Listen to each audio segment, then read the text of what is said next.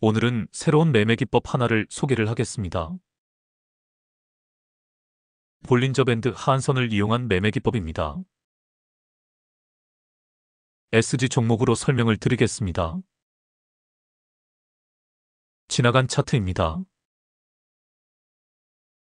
보시다시피 차트에 굵은 검은 선이 새로 첨가가 되었습니다. 볼린저 밴드 하한선입니다. 수치는 기본값인 20과 1을 그대로 쓰고 있습니다. 볼린저 밴드와 캔들의 이격관계를 활용한 매매법이라 할 수 있습니다. 제가 표시를 해보겠습니다.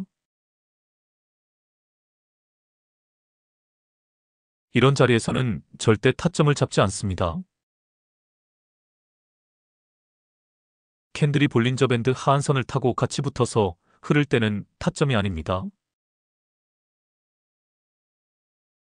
캔들이 볼린저 밴드 하단선을 터치하고 볼린저 밴드와 이격이 벌어지기 시작하는 지점이 타점이 됩니다. 제가 표시를 해보겠습니다. 이런 자리들입니다. 이렇게 이해를 하시면 좋을 것 같습니다. 볼린저 밴드 하한선을 지지라인이라고 생각해 보시길 바랍니다. 항시 지지라인을 터치하고 반등하는 자리는 좋은 타점이 됩니다. 지지라인이 급격한 하락세에서는 타점을 잡지 않습니다. 지지라인이 수평으로 전환되는 시점에서 지지라인을 터치하고 반등할 때 타점을 잡아내면 됩니다. 이격이 벌어지기 시작하는 지점이 좋은 타점이 됩니다. 여기에 기존의 이평선 매매법을 활용하면 더욱 좋은 자리에서 타점을 잡아낼 수 있습니다. 바닥권에서 최초 상승을 시작한 후 21선 안착이 상승세로 이어지는 가장 중요한 조건이 된다고 했습니다. 최초 상승 이후 21선 안착에 실패를 하고 다시 밑으로 흐르는 경우를 많이 보았습니다. 제가 표시를 해보겠습니다. 이런 자리들이 최초 상승 이후 21선에 안착한 자리들이라 할 수 있습니다. 정리를 해보겠습니다. 캔들이 볼린저 밴드 하단선을 터치하고 반등을 하는 모습을 보이면 타점을 잡는다. 이 자리가 캔들과 볼벤 하단선의 이격이 벌어지는 지점이기도 하다. 이후 21선 안착이 관건이 된다. 21선 안착에 실패하는 모습을 보이면 매도를 한다. 단추선 매매법처럼 볼린저 밴드 하단선을 활용한 매매법은 단기적인 추세를 먹기 위해 활용을 할 수 있다. 이후 21선 안착을 기준으로 매도를 할 것인가 아니면 계속 끌고 갈 것인가를 결정을 한다. 제가 타점으로 설명한 빨간원 부분에서 단기 추세선을 그어보겠습니다. 보시다시피 단기 추세를 전환한 자리에서 짧게 먹을 자리들이 나옵니다. 볼벤 하단선을 터치하고 반등하는 자리는 단기 추세를 돌린 자리와 일치를 합니다.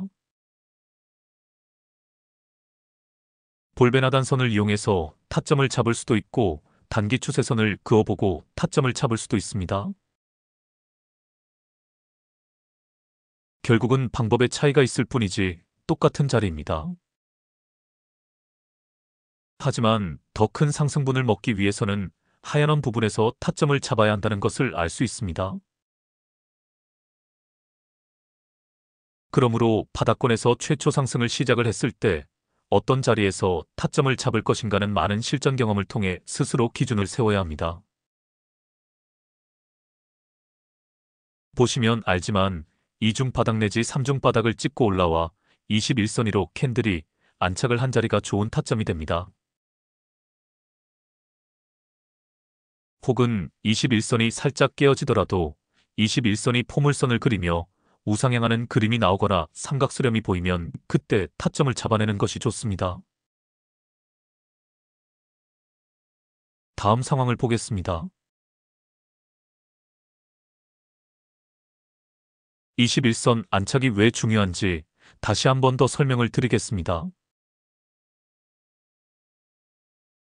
21선 위로 캔들이 안착을 하면 20일 동안, 즉 한 달 동안 이 주식을 산 사람들은 모두 수익권에 들어갑니다.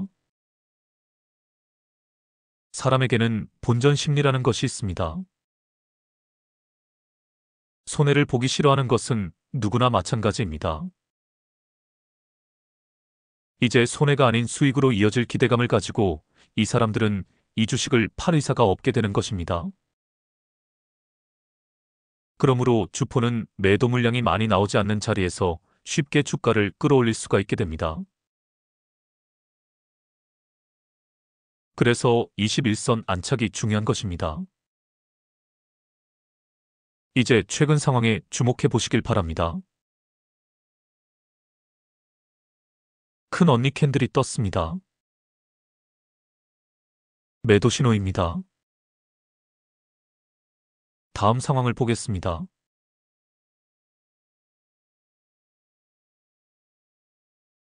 예상대로 조정이 나왔습니다. 최근 상황에 주목해 보시길 바랍니다. 캔들이 볼베나단선과 이격이 벌어지기 시작을 했습니다. 가만히 보시면 알지만 바로 앞에서는 21선 위로 안착을 하는데 실패를 했습니다. 그런데 최근에 야금야금 상승을 하면서 21선 안착에 성공을 한 모습입니다. 21선 자체도 포물선을 그리며 우상향을 시작했습니다. 다시 좋은 타점이 나왔다는 것을 알 수 있습니다. 다음 상황을 보겠습니다.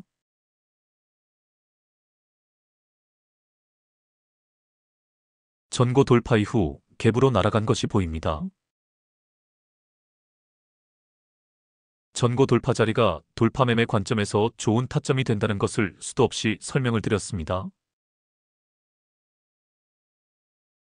하지만 오늘 다시 큰 언니 캔들이 등장을 했습니다. 매도 타점입니다. 다음 상황을 보겠습니다. 보시다시피 가격 조정과 기간 조정이 길게 나오고 있습니다.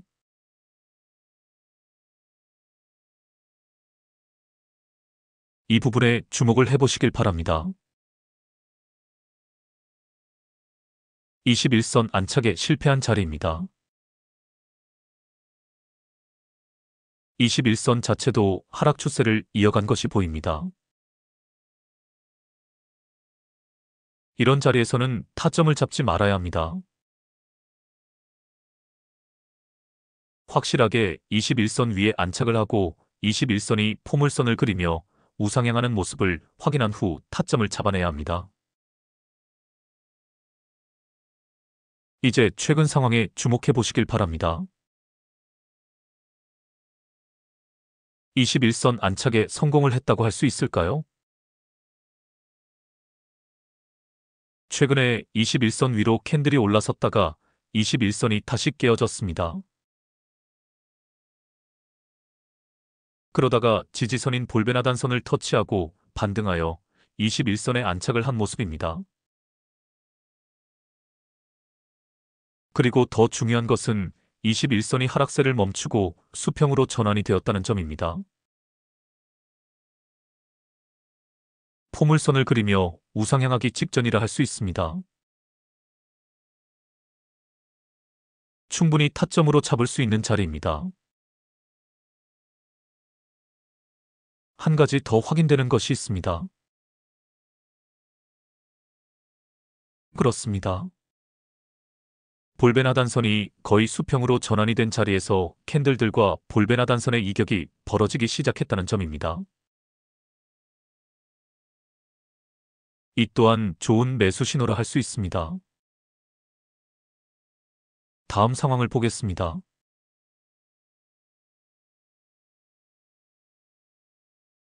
오일선을 타고 가는 스파이더 패턴이 등장을 했습니다. 주식 투자의 제1원칙은 추세 추종의 원칙이라고 했습니다. 상승 추세를 따라가는 것이 가장 쉬우면서도 가장 확실한 매매 방식입니다. 스파이더 패턴이 보이면 망설이지 말고 따라붙어야 합니다. 더욱 중요한 것은 상승 초입을 잡아내는 것입니다. 상승 초입을 잡아내는 방식에는 여러 가지가 있습니다. 단기 추세선을 그어볼 수도 있습니다. 볼벤 하단선과 캔들의 이격이 벌어지는 자리에서 타점을 잡을 수도 있습니다. 21선 위로 캔들이 안착한 자리에서 타점을 잡아내도 됩니다. 성급하게 판단하지 말고 21선이 포물선을 그리며 우상향하고 있는지를 살펴보아야 합니다.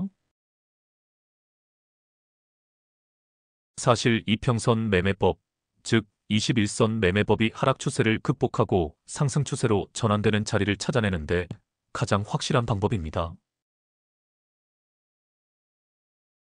거기에 5일선을 타고 가는 스파이더 패턴이 나온다면 금상첨화라 할 수 있습니다. 오늘 제가 볼벤 하단선을 활용하는 방법에 대해 소개를 하고 있습니다. 영상을 다 시청하신 후에 여러 차트를 돌려보시면서 이 선을 어떻게 활용해야 할지 많이 연구를 해보시길 바랍니다.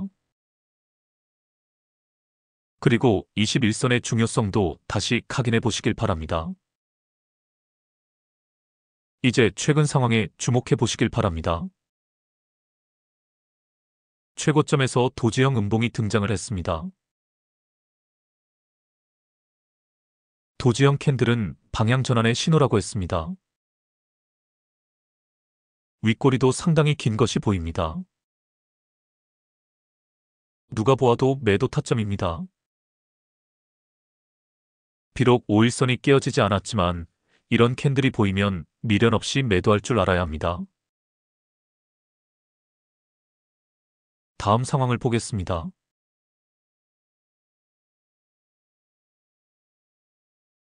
하락 추세 끝에서 반등을 하고 있는 모습입니다. 눈대중으로 따져보아도 황금 비율로 기간 조정이 끝난 것을 알 수 있습니다. 단기 추세를 돌린 것도 확실합니다.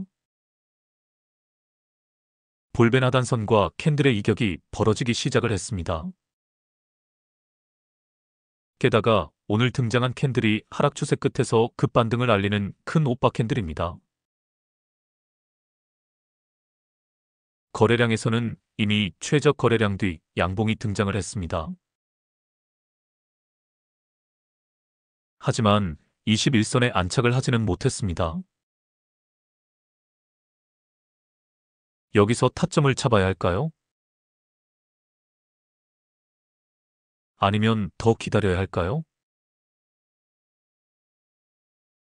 충분히 타점으로 잡을 수 있다고 봅니다.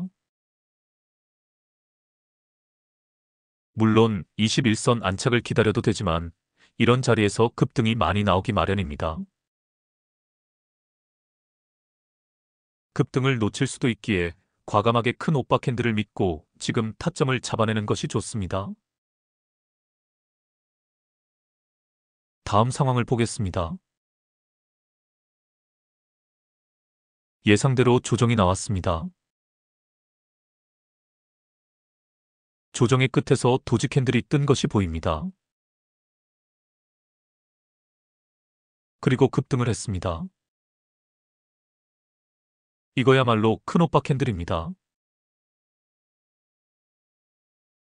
강력한 매수세가 들어와 상한가에 직행을 했습니다. 윗꼬리도 거의 없습니다. 트럼프 당선과 더불어 우크 재건주가 강한 테마가 형성된 시기입니다. 테마선, 기준선, 21선, 볼벤 상한선을 한 방에 뚫어버렸습니다. 앞에서 가로막혔던 저항 라인도 돌파를 한 상태입니다. 돌파 매매 관점에서 타점이 나왔습니다. 테마의 강도를 따져보아야 하지만 이런 경우는 충분히 추가 상승을 예견해 볼 수 있습니다. 다음 상황을 보겠습니다. 오늘까지의 상황입니다. 추가 상승 이후 가격 조정이 짧게 나오고 급반등을 했지만 이후에는 줄줄 흘러내렸네요. 온 나라가 정치적 위기를 맞은 상황에서 주식시장도 어제까지 대폭락장이 이어졌었습니다. 그러다가 오늘 겨우 정상적인 모습을 회복하였습니다. 각 섹터마다 반발 매수세가 들어와 주식시장이 살아나는 분위기입니다. 개미들의 돈이 폭락장에서 1.2조가 빠져나간 상황에서 여우 같은 외국인들과 기관들의 매수세가 오늘 많이 들어왔습니다. 어쨌든 다행이라 할 수 있습니다. 정치적 위기를 맞고 있지만 경제가 흔들려서는 안 된다고 생각을 합니다. 우리나라는 늘 지정학적 리스크를 안고 있기에 국제적인 투자그룹에서 볼 때 안전한 투자처라고 할 수는 없습니다. 하지만 우리 국민들의 슬기로운 대처를 보면서 국제적인 금융그룹들의 투자 심리가 다시 살아나고 있는 것으로 보입니다. 우리나라 정치인들은 여야 할 것 없이 개쓰레기 새끼들이지만 우리 국민들은 다릅니다. 우리 국민들의 국민성을 믿고 외국인들이 우리나라 주식에 투자를 한다고 생각을 합니다. 우리나라를 지키는 것은 결코 인간 쓰레기 집합소인 정치권이 아닙니다. 국민들입니다. 저는 대한민국이 자랑스럽습니다. 국민 한 사람, 한 사람들이 이 나라를 지켜가고 있다고 할 수 있습니다.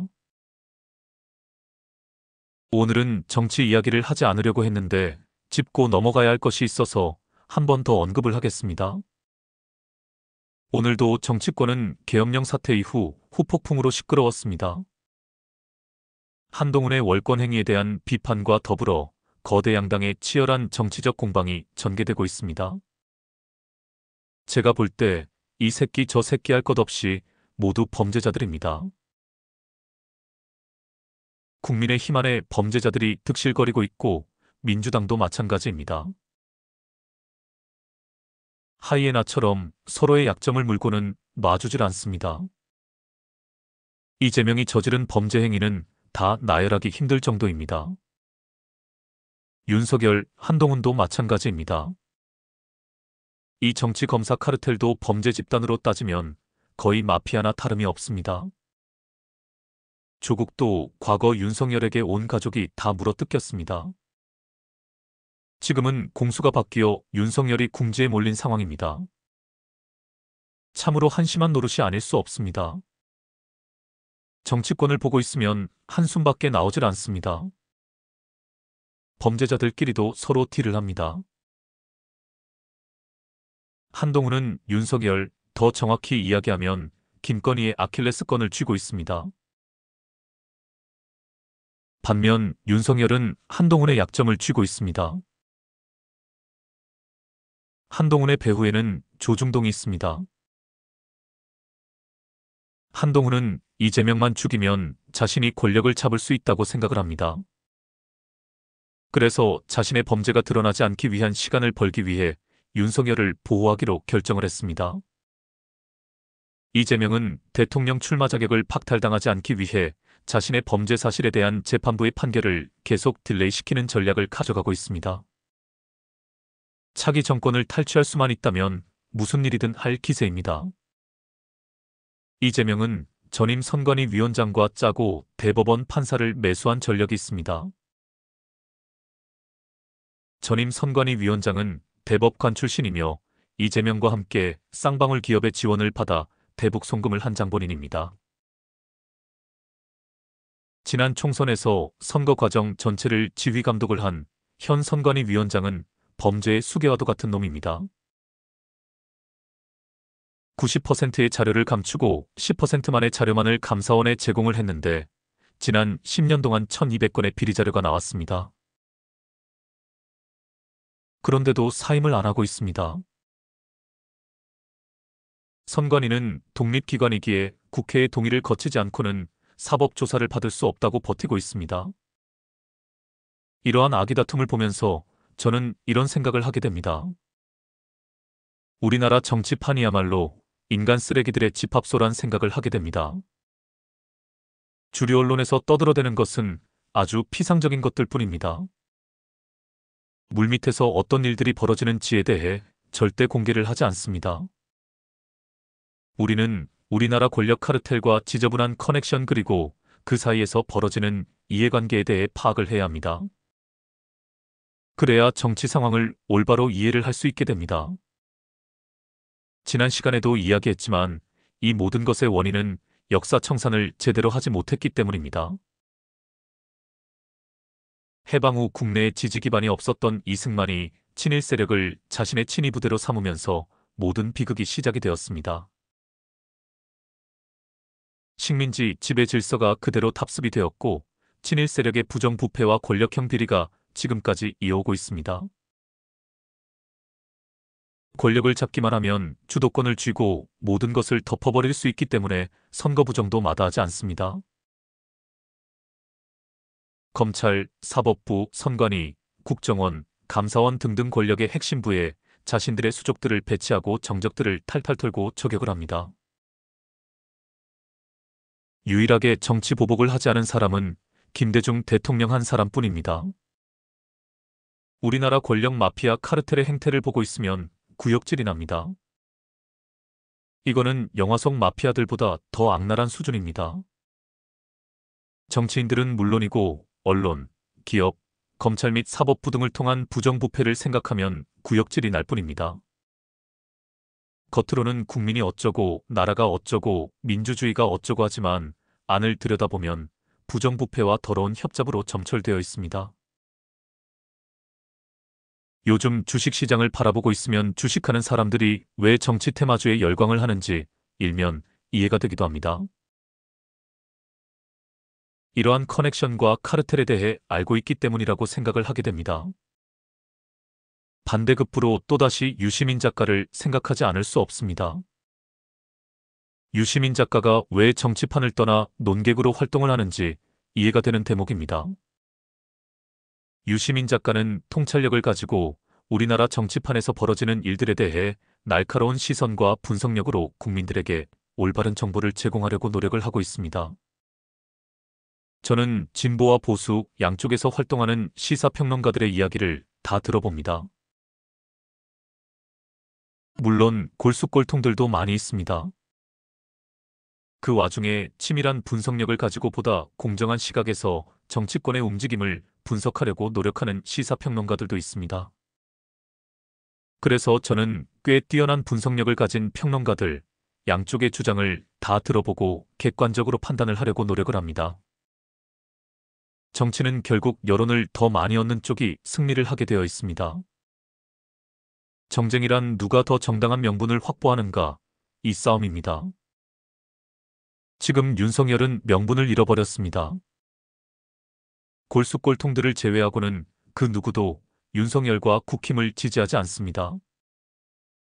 하지만 민주당의 선거비리가 밝혀지면 판이 뒤집힐 수도 있습니다. 안타까운 현실이지만 당분간 정치 테마주가 우리 주식시장을 주도해 갈 것 같습니다. 정치적 이슈에 따른 주식시장의 변동에 대해 잠깐 언급을 해보겠습니다.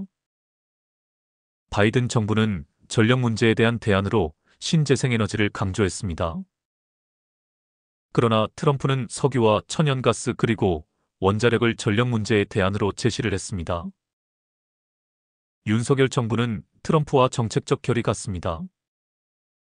그런데 윤 대통령이 탄핵으로 몰리자 원자력 섹터가 급락을 하고 반대급부로 신재생에너지 섹터가 급부상을 하고 있습니다. 신재생에너지는 크게 태양광과 풍력을 들 수 있습니다. 그런데 문제는 이 두 산업을 이미 중국이 장악을 하고 있다는 사실입니다. 지금 미국의 태양광 패널 시장은 중국 제품들이 다 점령을 한 상태입니다. 풍력의 경우에도 마찬가지입니다. 전 세계 풍력 시장의 46%를 중국이 장악을 하고 있습니다. 트럼프가 취임을 하면 분명 우리나라 원자력 산업에 혜택이 있을 것입니다. 신재생에너지 쪽도 미국에서는 중국 제품을 쓰지 않고 우리 기업의 제품들을 찾게 될지 모릅니다. 지금 우리나라 정치 상황이 야당 쪽으로 유리하게 흘러가자 원자력 섹터의 종목들이 급락을 하고 신재생에너지 분야의 기업들의 주가가 조금씩 올라오기 시작을 했습니다. 윤 대통령이 내년 예산안에서 원자력에 정부 지원금을 크게 계획했으나 국회에서 반대하는 바람에 통과를 하지 못했었습니다. 이 두 섹터에 속한 종목들의 주가가 앞으로 어떤 양상을 보이는지 유심히 관찰을 해볼 필요가 있습니다. 지금은 정치적 상황이 야당이 유리한 쪽이라 원자력 종목들이 무기력하게 빠지고 있습니다. 정치 테마주들도 시시각각으로 변하고 있는 정치 상황에 따라 급등락을 반복하고 있습니다. 하루빨리 정치 상황이 안정화되었으면 합니다. 곧 트럼프가 취임을 하고 대미 외교가 본격적으로 시작이 될 것입니다. 우리가 따낼 수 있는 좋은 조건들이 많이 있습니다만 이런 상황에서는 외교적 능력을 발휘할 수 없습니다. 제발 제대로 된 정치인들이 나와서 개인적인 이권이나 당리당략이 아닌 국민들의 민생 안정과 국익을 먼저 생각하는 정치 풍토가 이루어졌으면 합니다. 사람은 고쳤을 수 없다 라는 말을 생각하게 됩니다. 지금 더러운 협잡과 야합 그리고 개인적인 이권에 찌들어 있는 정치권에서는 도대체 제대로 된 인물을 찾아볼 수 없습니다. 안타까울 뿐입니다. 고 노무현 대통령이 너무도 그립습니다. 정치권에서 큰 어른으로 남아 계셨으면 얼마나 좋았을까 생각을 하게 됩니다. 노무현을 살해한 놈들이 어떤 놈들인지 역사가 밝혀줄 것이라고 믿고 있습니다. 저에게 심증은 있지만 확실한 증거가 없기에 이 자리에서 밝힐 수는 없습니다. 여하튼 지금 누가 더 나쁜 놈인지를 밝혀내기 위해 치열한 공방이 벌어지고 있습니다.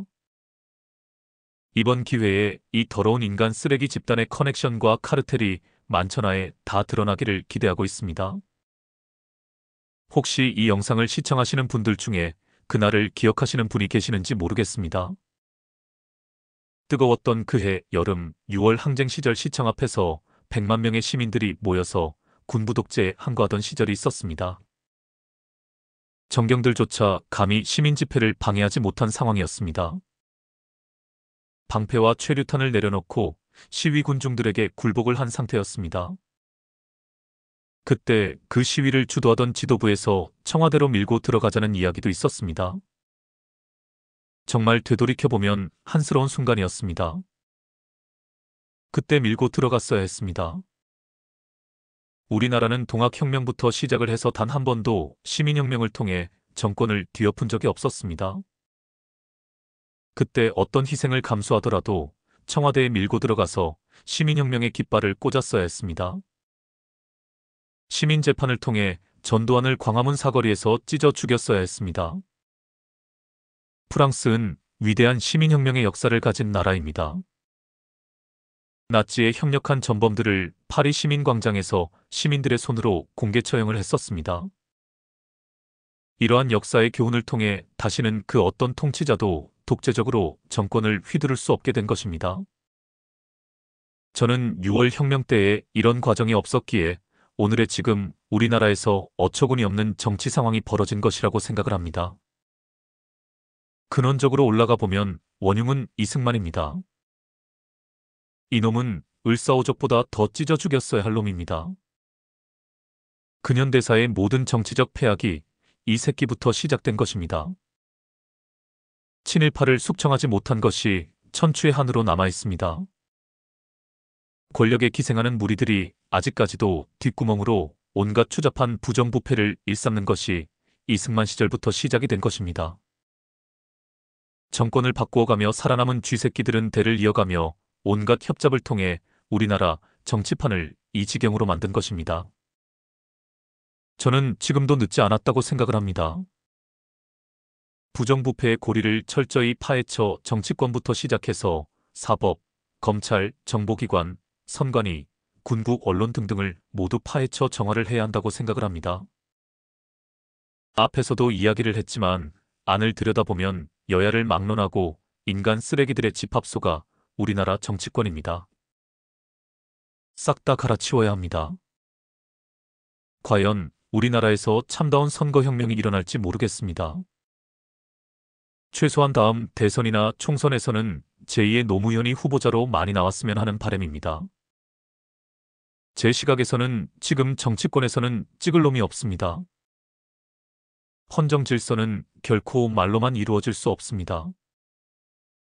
역사의 교훈이 절대적으로 필요합니다. 지금 이 시국도 또 하나의 역사의 교훈을 만들어가는 과정이라고 생각을 합니다. 대한민국 민주주의 역사에서 커다란 사건 중에 하나로 남을 것입니다. 그런 차원에서 우리는 역사 공부를 해야 합니다. 현재 한국 사회가 어떻게 굴러가는지를 알기 위해서는 근현대사를 공부해야 합니다. 근현대사를 공부하다가 보면 더 근원적인 것을 찾기 위해 조선사를 공부하지 않을 수 없습니다. 그러다 보면 고대사를 알아야 한다는 것을 깨닫게 됩니다. 무엇이 어디서부터 잘못되었는지 캐내어 갈 수밖에 없습니다. 대학 입시에서 국사를 필수 과목이 아닌 선택 과목으로 채택하고 있는 나라는 우리나라밖에 없습니다. 역사를 잊은 민족에게는 미래가 없다고 합니다. 날조된 역사를 바로 고쳐 알지 못하면 우리는 영원히 정신적 식민지로 남을 수밖에 없습니다. 저는 감히 말할 수 있습니다. 역사를 바로 알지 못하면 우리는 영원히 개돼지로 남을 수밖에 없습니다. 역사 공부야말로 우리가 죽을 때까지 반드시 해야 할 하늘의 명령, 즉 천명으로 여겨야 합니다. 저는 요 며칠 계속 고민 중에 있습니다. 역사 채널을 유튜브에 개설을 할까 생각 중입니다. 지금 당장은 아니더라도 제가 죽기 전에 꼭 해야 할 버킷리스트에 넣어두었습니다. 부디 애청자 여러분께서도 참된 역사를 찾아가는 공부를 끊임없이 해보시길 바랍니다. 그 과정에서 스스로 인간의 삶에 관한 많은 통찰을 얻으실 수 있을 것입니다. 다시 차트로 가보겠습니다. 최근 상황에 주목해 보시길 바랍니다. 트럼프와 젤렌스키 우크라이나 대통령의 회담 소식으로 오늘 우크제 건주들이 급등세를 보였습니다. 이 종목도 대표적인 우크제 건주 중에 하나입니다. 최근 정치적 불안 요소 때문에 급락이 나왔다가 오늘 급반등을 하고 있습니다. 어제 볼베나단선이 깨졌다가 오늘 5일선까지 회복을 한 모습입니다. 그냥 눈으로 보아도 단기 추세를 돌린 것도 확인이 되어집니다. 아직 21선 안착은 하지 못한 상태입니다. 21선이 포물선을 그리며 우상향하는 자리가 나오려면 더 기다려봐야 합니다. 하지만 아주 중요한 자리에서 급반등을 했기에 타점으로 잡기에 무리가 없습니다. 볼베나단선은 물론이고 가장 강력한 지지선인 121선을 터치하고 반등을 합니다. 구름대를 터치하고 반등을 하고 있는 것도 보입니다. 캔들 형태는 단기 저점에서 발생한 시그널 캔들입니다. 단주로 연습을 해보시길 바랍니다. 오늘은 여기서 마치겠습니다. 다음 시간에도 볼베나단선을 이용한 매매법에 대해 계속 공부를 해보겠습니다. 그럼 다음에 뵙겠습니다.